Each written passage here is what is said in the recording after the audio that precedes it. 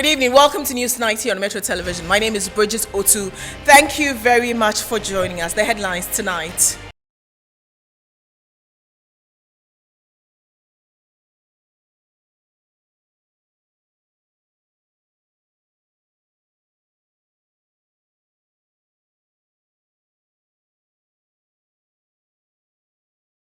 The Court of Appeal overturns the Bank of Ghana's decision to revoke the license of UNICREDIT'S Ghana Limited.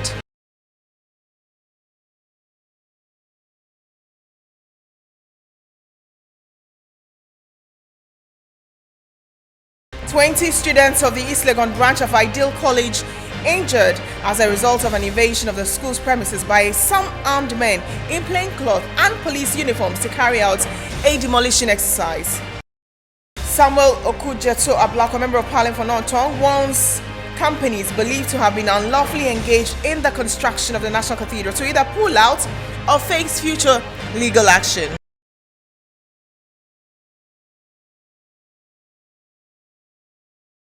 In business,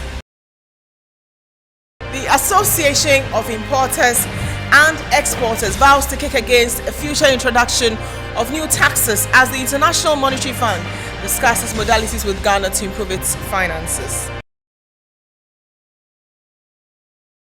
On the international front, former British Prime Minister of the UK, John Mayer, urges embattled Boris Johnson not to stay in office until a successor is found.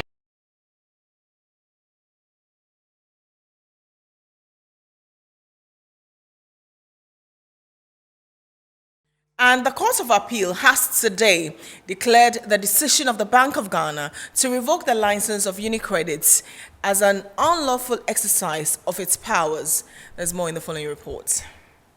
Has quashed the revocation of UNICREDIT'S Ghana Limited's license, which was contained in Bank of Ghana's notice dated August 16, 2019. The unanimous decision by the Court of Appeal, chaired by Justice Subare, with Justice Male Ifua Wood and Justice Janapari A. Batel as panel members, was delivered on Thursday, July 8, 2022. The Human Rights Division of the Accra High Court, presided over by Justice Gifty J. Addo, had in 2020 dismissed an application for judicial review filed by HODA Holdings against Bank of Ghana following the revocation of their operating license. Dissatisfied with the decision, lawyers of UNICREDIT filed an appeal against the judgment of the High Court in 2019.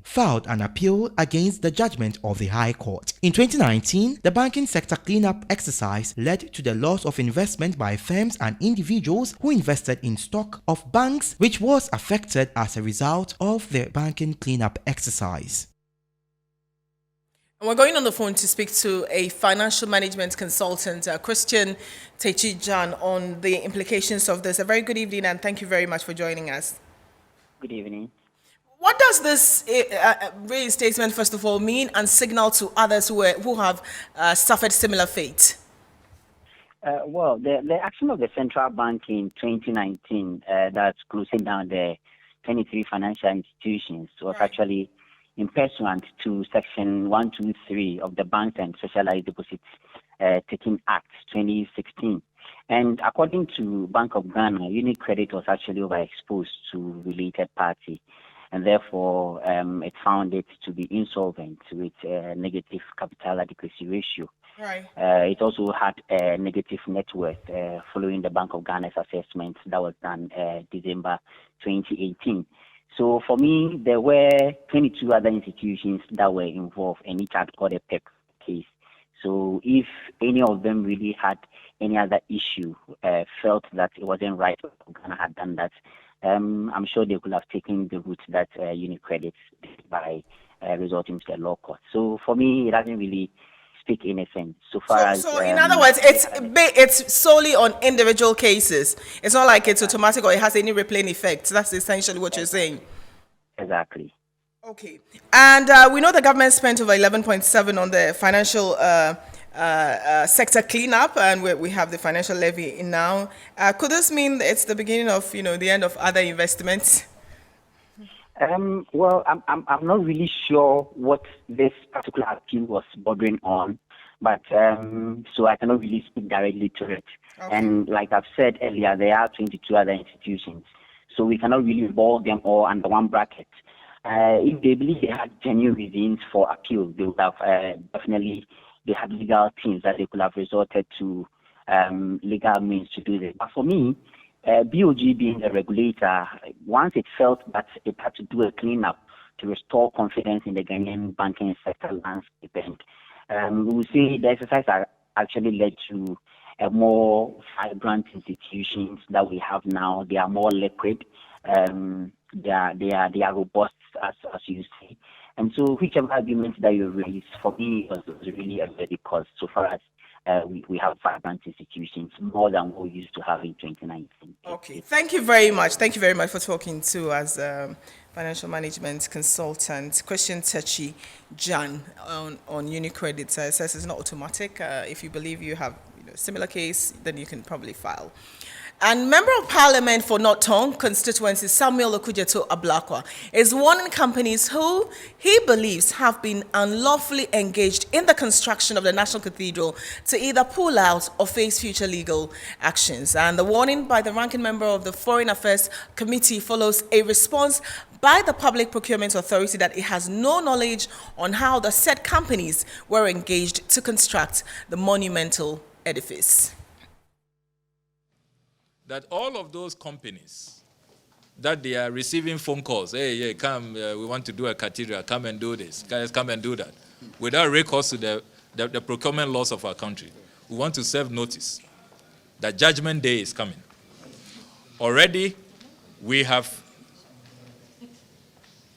filed a motion that is waiting for the Speaker's approval. We want a bipartisan probe, a full-scale parliamentary probe.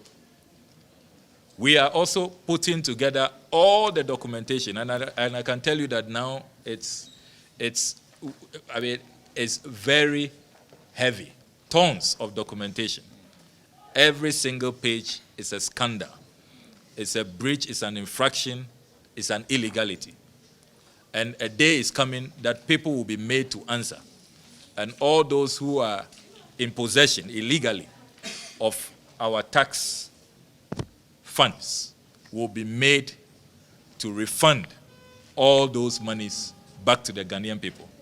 And we want to serve notice that this practice cannot continue. And the private sector, even international companies, because we know Rebade Company Limited is a JV made up of Ricardo Echa, Babisoti, and Disimoni. One will have really expected that they will be interested in protecting their international brand. These are well-established companies. And I am surprised that they will be agreeing to construct a project under these circumstances. And former Minister for Power and MP for Prue West constituency, Kwabena Donko, is urging the Finance Minister, Ken Ofori-Atta, to resign or risk being forced to do so by Parliament. According to him, the Finance Minister has no moral authority to be part of the IMF negotiation team after leading the country into an economic mess. We haven't categorically stated a few weeks ago that this country will not go to the IMF. And haven't gone to the IMF, duty and honor requires that he steps down. He has come to the end of the road. I have a lot of respect for him as a person, but the national interest requires that he resigns. The national interest requires that he resigns for somebody else, another captain, to lead the team towards the negotiations. Other than that, this country will be negotiating from a position of weakness. When a minister says we will never deal with the IMF, and he's dragged unwillingly before the court of public opinion to go negotiate with IMF, he will be negotiating from a serious position of weakness. And this country will not get the best out of that negotiation. And it is in this direction, or it is in the light of this, that I call on the Honorable Ken Ofori-Atta as a matter of national duty. And in order to save the little Anna left, that he does the right and tender in his resignation.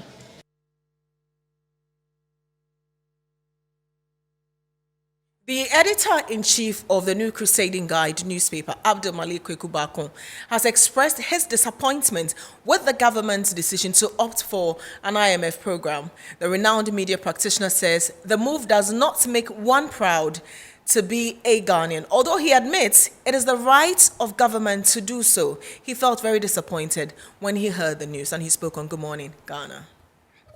Difficulties with the IMF, and let me be honest with you, whilst it's the right of the government to opt for that route, I felt disappointed.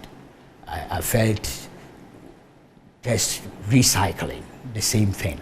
I remember 2015, I felt the same way, even though I publicly said it was the right of the government to go there, and it was understandable, but regrettable. Same with 2009. You know? So it is not good enough, Randy. We cannot continue going in circles. And each time we take a program, we appear to have succeeded in implementing the program. Within 3-4 years, we are back to square one. It doesn't make sense. It doesn't make you a proud Ghanaian.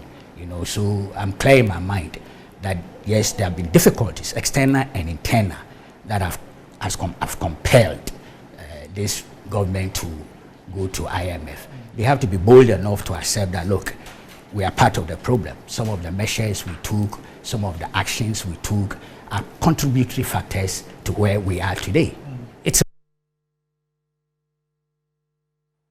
And founder and leader of All People's Congress, Hassan Ayariga, has lambasted government for sending Ghana back to the IMF for a financial bailout. Ayariga added that government has turned a blind eye to the excruciating hardship that has plagued the ordinary Ghanaian. Hassan Ayariga, who describes the controversial e-levy policy as a failure, bemoaned that government ran to the International Monetary Fund for a bailout with hopes that investor confidence will be restored after international rating agencies downgraded Ghana's credit worthiness to C. The e-levy was projected to raise a revenue of about 600 million Ghana cedis a month. Now the e-levy only generates 60, am I right? Yeah. A month. So if I want to put it in context, how will I call it? Huh? A failure. Am I right? Yes. So if e-levy has become a failure and government has been downgraded to C and cannot borrow again, cannot raise internal revenue, internally generated fund, then government is running to IMF, not because of the money from IMF alone, but because if they go to IMF, Ghana will become credible. Industry players and businessmen will now believe in our economy and can now invest in our economy. The former PNC presidential candidate believes the privileged few in the society have found dubious means to evade paying taxes, and that, according to him, is why our tax to GDP ratio is below the West African average. We are not doing proper collection. We allow people to evade taxes. So the very few ones that are paying is nothing to our revenue. Government continues to negotiate with the International Monetary Fund for a financial bailout after a contingent from the IMF arrived in the country a few days ago. Former Deputy Finance Minister Fifi Kwete says the International Monetary Fund is going to insist on debt restructuring to help restore confidence in Ghana's economy. According to him, the reckless borrowing of the Akufo-Addo-led administration is part of the many reasons Ghana has returned to the IMF. Once you push beyond 80% debt to GDP ratio, you're talking at the moment we are going to be needing close to 50 billion just to take care of our debt servicing. In 2016, we were talking about 11. We are talking now about almost 50 by the close of this year. That's massive. I mean, that's really like you are using virtually all your money to be taking care of just debt and compensation. So debt restructuring is possibly going to be one of the main things that IMF, because I mean, 80, how are you going to cope that? Because you are almost in unsustainable debt level. 80% is serious. It's serious. I mean, we did not even have to reach 80% to enter HIPIC back in 2001. And you are across 80%. That's absolutely a calamity. So as it is now, I mean, I wouldn't be surprised at all if IMF start insisting that some conversation be had relating to the unsustainable level of our debt. If the truth is that we have no option, because if we are interested in getting back to the financial market to be able to still borrow, clearly IMF is going to insist that something be done about the debt profile. Otherwise, we are going to simply continue on the reckless path that we have been on. I mean, how can you take over a country that had 120 billion in terms of total debts at the end of 2016? The whole of 8 years of NDC, we took the debt from, let's say, 10 billion and ended up at 120, meaning 110 in addition. And you, within a space of 5.5, take it from 120 to about 400 billion. That's absolutely, I mean, astronomical. And that requires that some conversation be had relating to debt restructuring. And majority of drivers who ply the AMASAMAN road are calling for the reintroduction of the collection of tolls. According to them, tolls once properly accounted for will generate more revenue for government to fix poor roads. Their call follows the submission of a petition by former toll booth workers to Parliament on Tuesday. The Ministry of Roads and Highways directed the discontinuation of the collection of tolls on all public roads and bridges across the country from November 2021. The directive followed the announcement by the Finance Ministry of the scrapping of tolls on all public roads. However, there have been recent calls for the restoration of the collection of tolls following the country's economic crisis. The Minority Caucus is one of the key officials advocating for this. Some drivers plying the AMASAMAN road, however, expressed different opinions about the restoration of the tolls. Prices of fuel are up due to irrelevant taxes. They should restore the toll booths, put checks and balances in place to avoid revenue leakages. In doing so, they should review prices of fuel downwards to lessen the burden on drivers.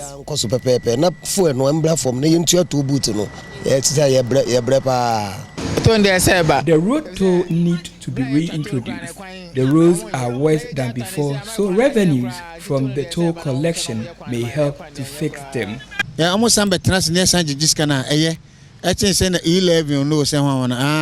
road toll is better option to the e-levy. They should reintroduce it and institute measures against corruption for utmost benefit. Knowing the monies paid are used for their intended purpose will make it possible for all citizens to embrace it.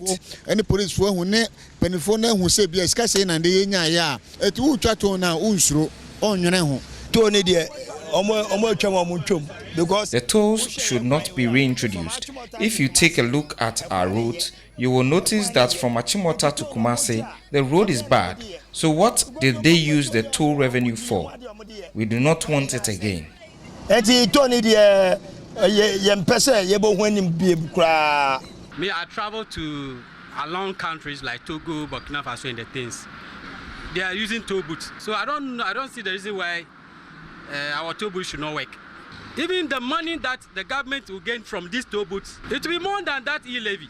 Meanwhile, the toll workers said that government's failure to re-engage them after the collection of tolls was halted has had an adverse impact on their livelihood. They therefore presented a petition to Parliament for which they were assured that their concerns will be addressed. Reporting for MIDWIVES was Mary Anyimba, Accra. The striking pre-tertiary teachers have vowed not to back down on its industrial action until government meets its demands. And General Secretary of the Ghana National Association of Teachers spoke to AWUAH Ample for earlier on Newsbeat. NAT, NAGRAT and CCT Ghana have been on an industrial action for over 3 days following government inability to meet their cost of living allowance demand. Many schools across the country have been either shut or turned into playgrounds. A meeting between government and the aggrieved groups on Wednesday ended inconclusively. The groups have since said they won't call off their strike until government meets their demands, as they are struggling to keep up with their salaries they describe as meager. Thomas Musa is General Secretary of NAT. That is what has brought us where we are today. So nobody is being harsh. It is because of the economic environment, and typically saying that it has affected the human security of workers, and for that matter, the 20% COLA is the way to go. Let's cushion workers in 2022 as we negotiate for the base pay in 2023. Ranking member on Parliament's Education Committee has urged government to find a swift solution to the call of the striking teachers. The directive is at the heads of the schools. Yeah, automatically they must be there. They cannot leave the school unattended to. So you as the head of the institution, when your workers are on strike, you have a responsibility to be in the office. Yeah, anybody can come to inquire about one or two things. You must be there to assist or answer. But some parents have already withdrawn their wards from especially basic schools. They are not going. And my investigation also showed that it's only the basic 9 students who are going there. They sit down and then probably do their private studies. That's why there's a need for the head of the institution to be there, probably to supervise them. The woes of government may soon deepen as other labor unions and worker groups have issued notice they will join the call by the teachers to demand a 20% cost of living allowance. And the Ghana Registered Nurses and Midwives Association is the latest public sector union to demand for the cost of living allowance, COLA. President of the association, Perpetual Ofori Ampofu, says the plight of nurses and midwives is worsening by the day in the face of increasing prices of goods and services. We've been talking about COLA for some time now. That's cost of living allowance, 20%. Which we are asking government to pay to us. We also have pension contributions and dues contributions, which are in arrears, and we want urgent steps to be taken to pay these monies. We have some of our rotation nurses who have not received their allowances since they started work, and we need the Ministry of Health and the Ministry of Finance to work on these things. Yes, for some of the issues, yes, we have talked about with them. When you look at the COLA, it has a bit of history. We've sat as Public Sector Joint Standing Negotiating Committee before in the past and accepted cost of living allowance just to cushion our members. If you look at what we received as base pay increment for the year 2021 and 2022, which were 4% and 7% respectively, you don't need anybody to tell you that 7% for this year has been eroded long ago, because look at where inflation is, look at the prices of goods and services. These are the difficulties, and our members are complaining. And we've had calls as organized labor to even start talking about these things informally with our stakeholders. Strike is currently not on the table, but it was part of the discussions in our meetings, and we didn't see the need for it. We wanted to draw the attention of government, our employers, our stakeholders to the issues that are pertaining and the need for us to sit.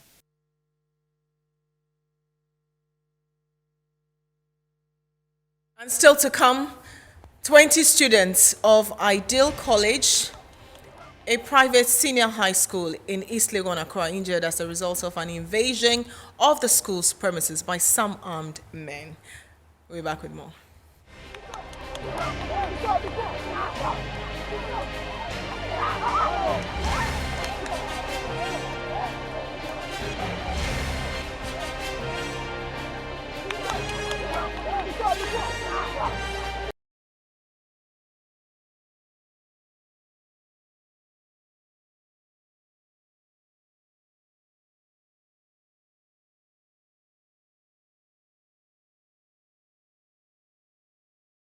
Welcome back to News Night, and we're streaming live on Facebook at Metro TV Ghana, at News Night, and also on Twitter at Metro TV GH. We continue with the rest of our stories now. And 20 students of Ideal College, a private senior high school in East Legon, Accra, are injured as a result of an invasion of the school premises by some armed men in plaincloth and police uniforms to carry out a demolition exercise. School authorities say 3 out of the students who are in critical conditions were rushed to the hospital and are currently undergoing treatment. Some of the students spoke to Metro Television.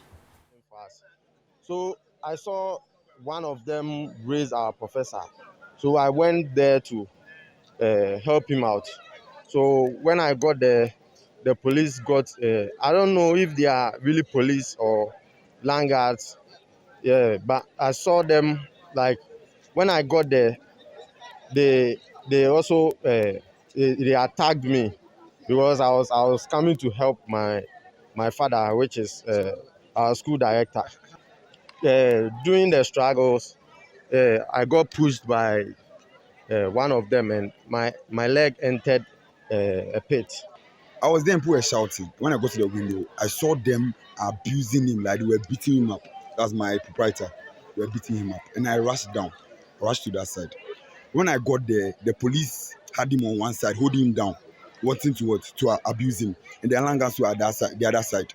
So when I went, I was like, I just want my headmaster. I want him. They should give him to me. And one came saying that I should go back or you slap me. I was like, I won't allow him to slap me. You just give me my headmaster. And they allowed, and they gave him to me. When they gave him to me, I heard someone else at the back. When I turned, they were abusing the students. They were beating them up. So my friend was even on the floor, and I rushed. In the video you can see, I was even inside. I rushed. I went to pull him. When I pulled him and I raised my head, one used a stick on my back. When I was pulling my friend. Now, the school has since lodged an official complaint with the East Legon Police while putting measures in place also to ensure the safety of students. Chebafor is the school's PRO and has called on the police to investigate the matter. We have just spoken to the Legon Police and we are asking for reinforcement to beef up security. And our own internal security measures have also been strengthened to make sure everything is under control. We want to equally use the opportunity to assure parents that every single student is safe and sound. Let them get this. Of course, in moments like this, you feel more of the sensationalism from media all the time. So parents get quite agitated in moments like this. Let every parent be calm. I want to assure you, all students are safe, all students are sound, everything is under control.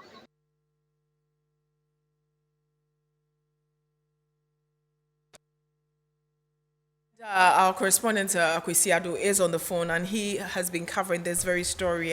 Akwesi, good evening. And what more can you report when you went there? What happened and what's the latest that you can share with us? Okay. Good evening, Bridget. So now what we have been able to gather is that a man who is only known as Jato claims to have been mandated by government to secure government lands that have been acquired by individuals. So he had invaded the school premises together with some men adorned in police uniforms and others who were in plain clothes to demolish a building project within the premises of the school. And in the process, they attacked the proprietor of the school, that is Mr. Joseph Esibu. So the students rushed to the scene to rescue the proprietor, resulting to the clash between them. We saw that in the video, so I wanted more on what's like you said, he's claiming ownership of the land, and if it's police, what has the police said so far? Okay, the school, according to the school PRO, they have contacted the East Legon Police, and they have denied knowledge of the police officers who went to carry out the operation within the school premises. Now the situation has left the students, as young as they are, very terrified and that emotionally traumatized. Right. That's the question I was coming to, how the students are faring and what would happen now that they left. So how did they leave? Yes, so the men in police uniform and then the plainclothes men left the scene when they realized that the students were quite many, and then the students were failing to withdraw from the scene, even when they were applying force. So that was what actually caused them to leave the scene.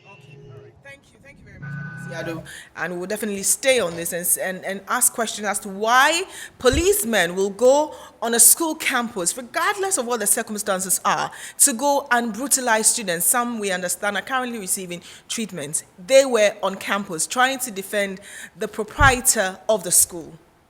Leading member of our Rise Ghana group, Bernard Mona, is calling the bluff of the police over a recent communique which sought to suggest that the police is seeking to arrest the leaders of the group for a demonstration staged somewhere last week. Bernard Mona is insisting that all legal processes were followed before the demonstration was embarked on. We of the Arise Ghana complied and probably did more than comply. We are enjoined by law to notify the Ghana Police Service at least 5 days. We notified the Ghana Police Service for more than 28 days. In effect, you say that more than a month. We had engagement with the police, thinking through the issues as to how we can ensure that the two of us collaborate to manifest our displeasure of the economic difficulties in this country. The police decided not to be professional. They threw away the component of service with integrity, that is the integrity component, and decided to become barbaric in their output. They left out professionalism. Whilst riots were ongoing, initiated by the Ghana Police Service on the 28th of June, the police in the midst of that had the presence of mind to go and write a statement distributed to the media talking about or absolving themselves from the happenings and playing victim to their own crimes. As we speak today, we will not have notified the Ghana Police Service for at least 1 month towards our demonstration. We will not have been engaging with the police for the police themselves to be issuing statements commending us for the cooperation we have had with them. And so to the extent that the police itself has come to issue those statements, is testimony that Arise Ghana cannot be a violent group and that the police did something untoward. And that is why all citizens must support the call by Franklin Kujo of Imani Ghana that an impartial inquiry must go into the disturbances of the 28th of June. And Minister of Information Kojo Opon Nkrumah says his outfit is working closely with the Office of the Attorney General and other stakeholders to draft a broadcasting bill. The move, he says, will help restore the highest ethical standards on the airways. It is the expectation of the Ghanaian public that you would use the broadcaster bill to define the parameters of broadcasting in Ghana between who is a state broadcaster, is it GBC, who is a public broadcaster, who is a commercial broadcaster, and who is a community broadcaster. Will your draft bill work on these parameters? Media regulation is very tricky. If you don't take care, you would overstep the bounds of free expression. So it's for this reason that we've gone back to the drawing board to engage all the stakeholders to weigh in on what we called emerging issues. Indeed, when we sent the memo to them outlining all of these issues, we described them as emerging issues and asked them to give us their views on these emerging issues. And our expectation is that we'll be able to bring to this House, and that is where I use the word, a new bill, which not only deals with the issues that were raised in the previous bill, but responds to these new emerging issues, some of which I have outlined here. Right, next we'll bring you business, and we understand importers and exporters say they will resist any move by the IMF to force or compel government to introduce new taxes. Stay with us for the details.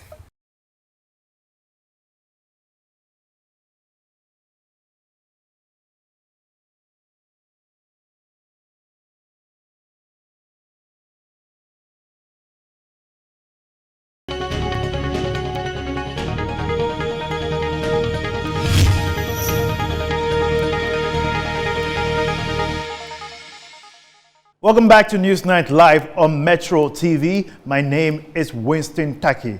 And now to our first business story. Sections of the business communities are indifferent to government bailout negotiations with the International Monetary Fund. According to the Executive Secretary of the Exporters and Importers Association of Ghana, Asake Samson Awingobet, their businesses are collapsing due to overtaxation of their operations. Yes, you can go for your COVID or funds, but however, if you go, whatever conditionalities that the IMF is coming with, do not think that you will come to introduce any additional taxes at the port. Already the port community, if you go to the market, you come to our port, you see many importers rendered jobless because of this government with so many numerous taxes. They are saying that already the port is distressful. We don't want any strike action. If there will be any strike action like the Arise Ghana people, that what happened in the Arise Ghana people, at the port there, it cannot be controlled. The agents have lost their jobs. Some importers have lost their capital plus their profit plus their capital. And people who used to import at 10 containers, as by now, half of the year, we have seen people who have brought in 10 containers, have resorted to 1 or 2, or even others with the whole human values reversal that the government reversed. If, assuming someone was paying duty of 38,000, suddenly the person has jumped to 68,000, is it 20% increase? Can you say it's 20% increase? No. So if you work 20% of 38,000, will it take you to 68,000 Ghana cedis? If you take 20% of 68,000, will it take you to 100 or 94,000 Ghana cedis? I can tell you that the government deceived us and is making what it's making. So we are saying that the excessive expenditure the government incurred during the 2020 election, coupled with whatever programs and policies that the government says, the social policy or whatever, has ended up putting overburden on the business community, most especially. The 2021 Findex data has revealed that close to 1/3 of adults were still unbanked, with half of them being women. According to the CEO of the Ghana Chamber of Telecommunications, the introduction of fintech has greatly enhanced the agenda of women empowerment through easy access to financial support for their businesses. Society is structured. The challenge that had been which women had faced in the past, in the absence of mobile phones, in the absence of mobile money, is now being taken away. So they are now being empowered using the mobile phone to be able to do their businesses. It's not for nothing that if you take what people would want to call our informal sector, I don't call it informal. It's our real sector. It's dominated by women. And the good thing that mobile money does, a good thing that data does, is that in the past, where you could really not look at them as people that you could give resources to, you could give loans to, based on the data that is available and ability to be able to analyze that, you're able to even use what you might call erratic cash flows of them to be able to give them loans. And that is already beginning to happen.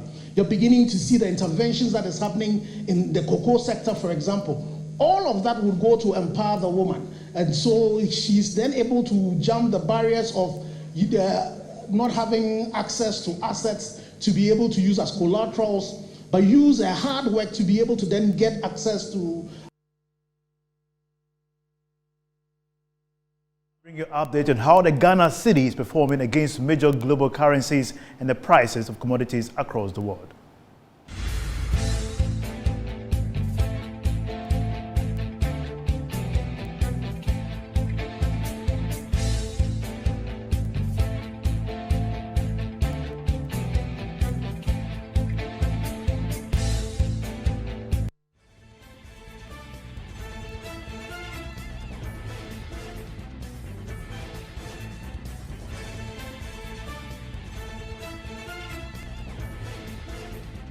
That'll be all for business. Sports is up next after this break. Stay tuned.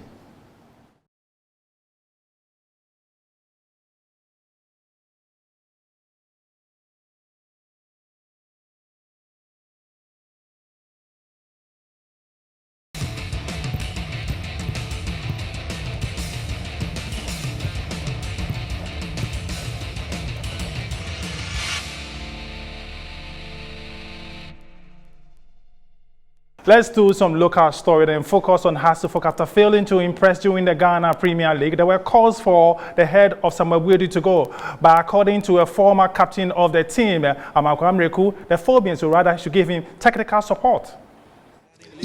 For me, we just have to retain him. That's what I'm saying. That's what I'm saying, and give him the necessary support that he will need in terms of requesting for other strengthening departments in the team. That's what I'm saying. Especially our attacking third. That's what I'm saying. We need to strengthen that place. So if Togbe should, then the management should also help him get the kind of players he wants to, beef up with the team. I think that would be fine. Amakwamreku is the former captain of the Phobians. He led them to win the CAF Champions League Confederation Cup in the year 2000. He's calling on the management to provide technical support for Samuel Buedi instead of firing him after poor showing in the Ghana Premier League. That's your sports. My name is Phil John Korte. The studio is ready for Showbiz. Thank you, Phil. It's time for entertainment news.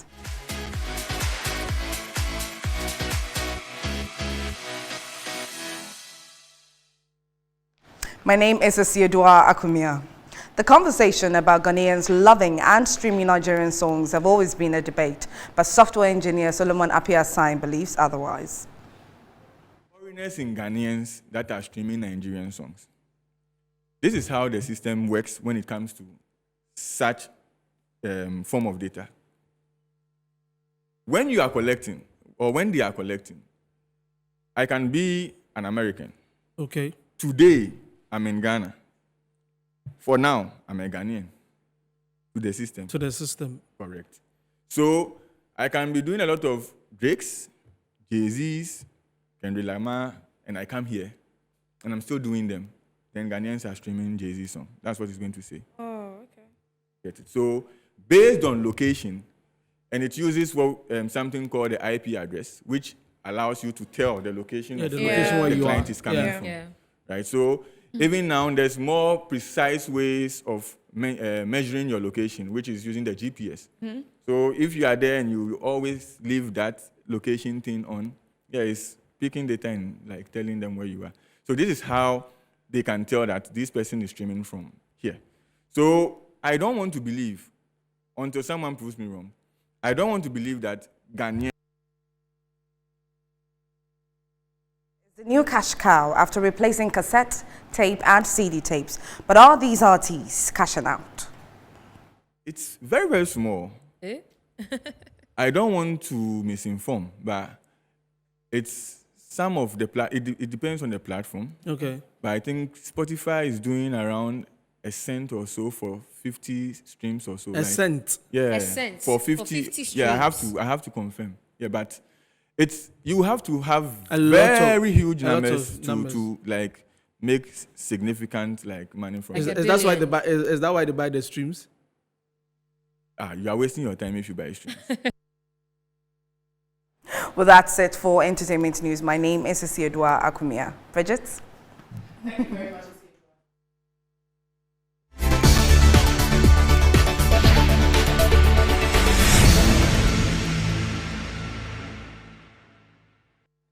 And British Prime Minister Boris Johnson has said that he will step down. The embattled leader has faced a growing rebellion within his own party over a series of scandals.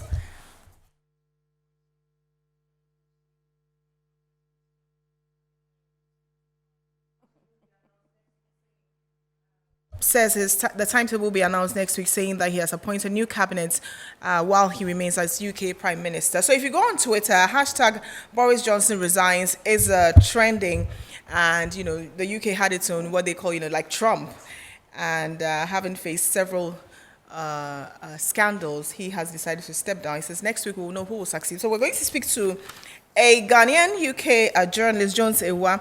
Tell us what this means for the UK and who succeeds Boris Johnson. A very good evening and thank you very much for joining us.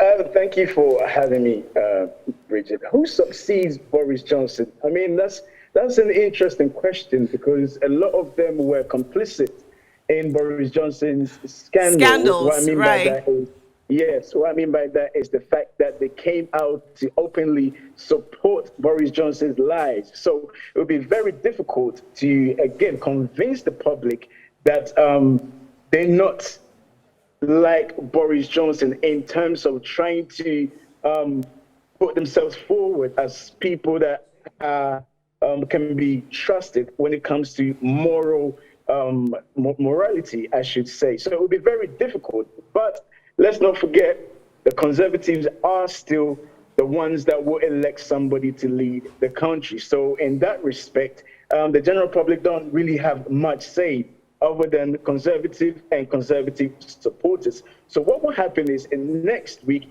the 1922 Conservative backbenchers, they will have an election. So they're trying to speed up the process. Because if you remember, the last time in 2019, before Boris Johnson, well, prior to Boris Johnson's election, when he took over from Theresa May, when she stepped down, it took about 6 weeks for us to actually get a leader who will become the prime minister. But right about now, the Conservatives don't have that liberty right now, because on the 23rd of July, Parliament goes into recess. So what they're trying to do is to turbocharge the process, as it were, to be able to come up with 2 leaders, and then those 2 leaders will go around the country to sell themselves to Conservative voters. And hopefully at the end of that, we'll get somebody who will replace Boris Johnson. But at the minute, to tell you who would definitively become the next prime minister will be very difficult. And how would you say the Conservative Party is faring currently? I mean, given that they are struggling with Brexit, I mean, it's not being successful and they are struggling, but what would you say is the climate is like and the grounds are like for the Conservative Party? And I mean, look, this is what led to people finally saying, look, we've had enough with Boris Johnson, because they're doing terribly in the polls. Right, when Boris Johnson first took over, there was a sense of he's not your conventional politician. Boris Johnson has this aura, this presence about him. He's very charismatic, so he was different. Nevertheless, his track record, they were very much aware of it. But he is somebody that could win them an election, and that is what they wanted. Boris Johnson won election, landslide for the Conservatives. Over 30 years, they haven't experienced such a thing.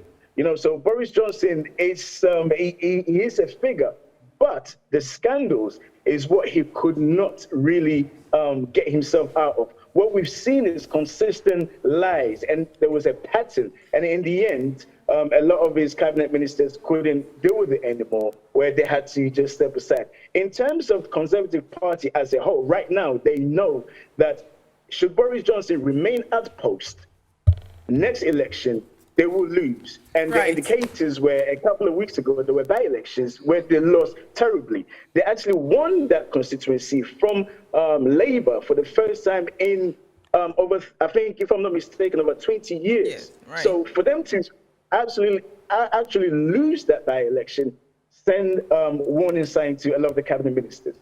Right. Thank you. Thank you very much. Jones AWUAH is a Ghanaian UK journalist speaking to us. I know, if he eventually goes, if Boris Johnson goes, I know what I will miss about him. It's his hair. And yesterday I found he actually has a hairdresser, which surprises me, because when you look at his hair, you wouldn't think that. My name is Bridget Otu. Have a very good evening.